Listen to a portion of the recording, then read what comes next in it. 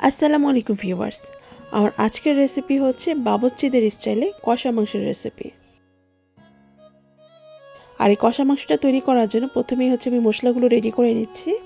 এর জন্য প্রথমে একটি পাত্রের মধ্যে নিয়ে নিচ্ছি 1/3 কাপ টক দই, 3 টেবিল চামচ আদা এবং রসুনের বাটা একসাথে, 1 চা চামচ হলুদের গুঁড়ো, 1 টেবিল চামচ মরিচের গুঁড়ো অথবা আপনাদের ঝালের টেস্ট অনুযায়ী অ্যাড করে নেবেন, 1 টেবিল চামচ ধনে গুঁড়ো, 1 চা চামচ গরম মশলার গুঁড়ো, 1 টেবিল চামচ জিরার গুঁড়ো, 1 চা চামচ জয়ফল এবং জয়ত্রীর গুঁড়ো একসাথে এটা গুঁড়ো করে দেওয়া, স্বাদ অনুযায়ী লবণ, আর এখানে 1 কাপের মতো পেঁয়াজ কুচি দিয়েছি। এরপর একটু মিক্স করে নিয়ে এখন এর মধ্যে আরও দুটো জিনিস অ্যাড করব, তা হচ্ছে 2 টেবিল চামচ বাদামের গুঁড়া অথবা 1 টেবিল চামচ বাদাম বাটা, আর দিচ্ছি 2 টেবিল চামচ টমেটো কেচাপ। এখন সব কিছু ভালো করে মিক্স করে নিলাম। এটা হচ্ছে গিয়ে কষা মাংস রান্না করার জন্য একদম পারফেক্ট একটা মশলা। তো এর মধ্যে হচ্ছে গিয়ে আমি আগে থেকে ধুয়ে রেখেছি গরুর মাংস, সেটা এখন এর মধ্যে দিয়ে দিচ্ছি। আর এখানে টোটাল 1 কেজি পরিমাণে আছে। ভালোভাবে মাখিয়ে নেওয়ার পর আপনাদের হাতে যদি সময় থাকে তাহলে এটা কমপক্ষে 2 ঘন্টার জন্য হলো মেরিনেট করে রাখবেন। বাট আমি আজকে আর তা করছি না, আমি এটা সরাসরি রান্নাতে চলে যাচ্ছি। তো রান্নার জন্য একটি পাত্রের মধ্যে আমি 1/3 কাপ সরিষার তেল দিয়ে দিচ্ছি। আপনারা এই পর্যায়ে নর্মাল সয়াবিন তেলও দিতে পারবেন। সাথে গরম মশলা হিসেবে দিচ্ছি একটি তেজপাতা, 3টি এলাচ, 3টি লং, একটি দারচিনি, আর দিচ্ছি 4টি শুকনো মরিচ। এগুলো কিছুক্ষণ একটু ভেজে নেওয়ার পর যখন এর মধ্যে খুব সুন্দর একটা ফ্লেভার আসবে, এরপর এর মধ্যে দিয়ে দিচ্ছি সেই মেরিনেট করে রাখা মাংসগুলো।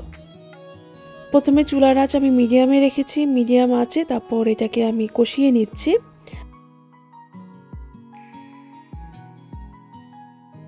আরও ভালোভাবে কষানোর জন্য এখন এটাকে ঢেকে দিচ্ছি 10 মিনিটের জন্য। আর এই সময় চুলার আঁচ কিন্তু লোতে থাকবে। আর এই যে 10 মিনিট পর এই দেখুন মাংস থেকে কিন্তু এখন পানি উঠেছে। তো ভালোভাবে নেড়ে চেড়ে আবারও এটাকে ঢেকে দিচ্ছি আরও 10 মিনিটের জন্য।